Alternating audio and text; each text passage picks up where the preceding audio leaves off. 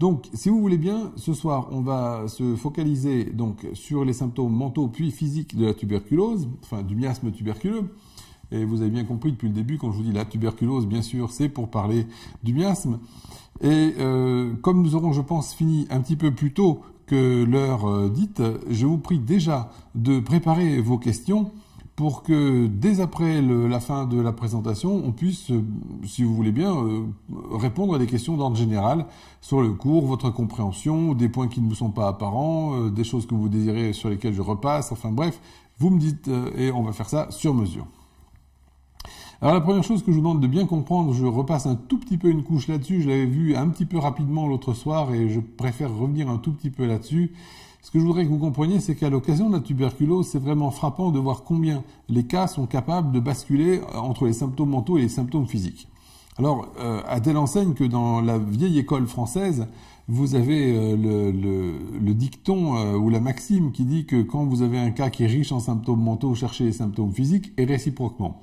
Alors bien sûr, c'est une demi-vérité, c'est pas une règle absolue. Mais c'est vrai que dans cette acceptation, il est clair que cette maxime de l'école française vient du miasme tuberculeux, une fois de plus, qui n'a pas été souvent bien enseigné et encore moins bien compris et encore moins souvent utilisé. J'ai eu l'occasion ce matin de voir quelques jolis cas de bien tuberculeux et vous les coincez tellement facilement, dès que vous leur demanderez, vous verrez sur les émotions, sur le côté artistique, etc. Vous les mettez au piège la plupart du temps. Donc ça, je fais rapidement l'impasse là-dessus. Pour bien vous redire l'idée centrale dans le miasme qui concerne ce besoin de changement perpétuel ou l'autre façon de l'exprimer, je dirais l'aversion pour la routine, une aversion qui est à un degré impensable, qui va se manifester dans tous les domaines, géographique, sentimental.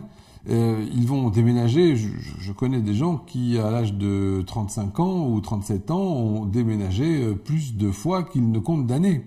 C'est un fait tout à fait intéressant à relever pour vous dire, ok, c'est bien une affaire